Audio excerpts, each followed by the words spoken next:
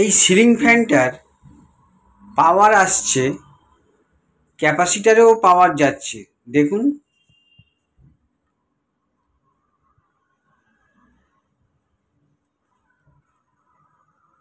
তার মানে ফ্যানেতে পাওয়ার ঠিক আসছে, ফ্যানটা কিন্তু ঘুরছে না, ফ্যানটা ইজিও আছে।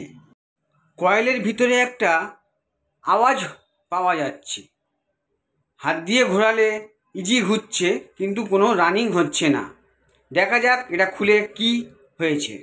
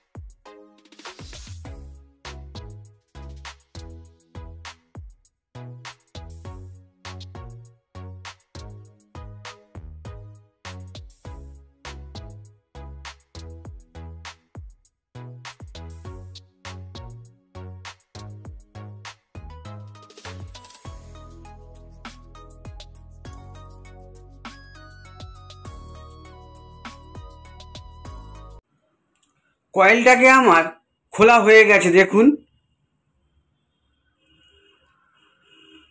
আমি এবার দেখব কোথায় কয়েলটার কি হয়েছে।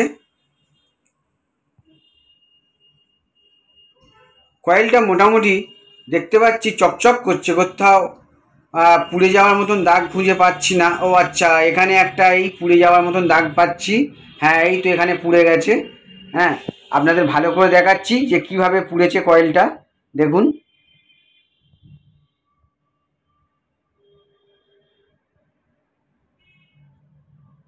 একটা হালকা তার আপনাকে দেখাচ্ছি। দেখুন, এই যে আমার হাতে ঠেকে আছে, একটা তার পুড়ে গেছে।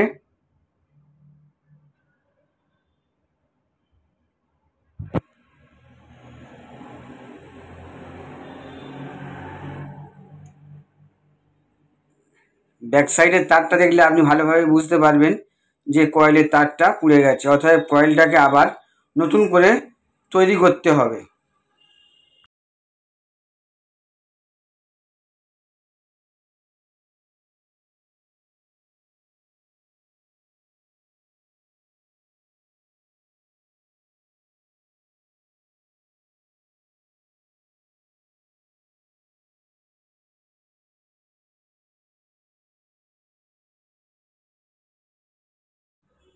কয়েলের ডায়াগ্রাম হিসেবে দেখা যায় যে স্টার্টিং কয়েল আর রানিং কয়েল।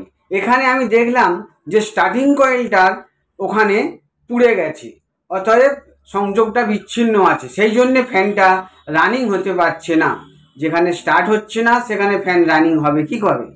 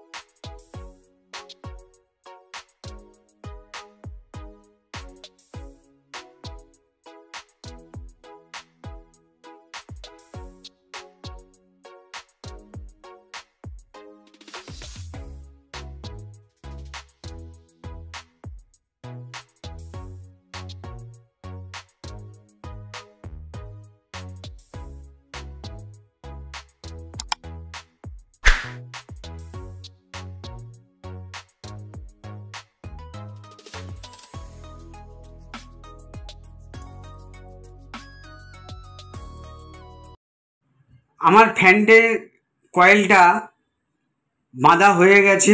আপনারা দেখতে পেলেন যে কিভাবে ফ্যানের কয়েল বাঁধা হয়। এখানে 3টে লিডও বার করে নিয়েছি, একটা কমন আর দুটোকে লাইন সংযোগ করব।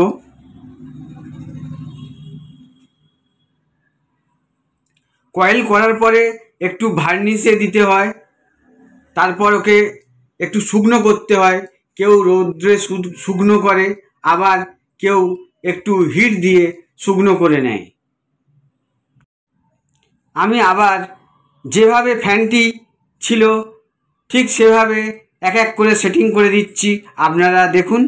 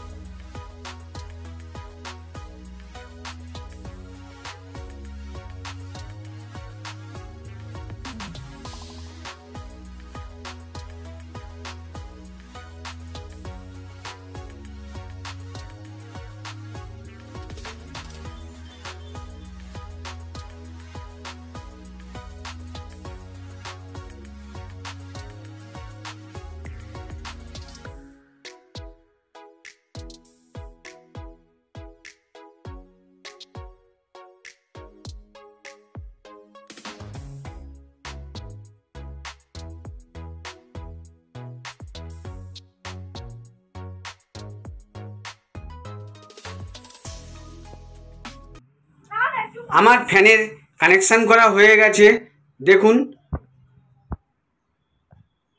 এবার আমি ফ্যানটা স্টার্ট করব।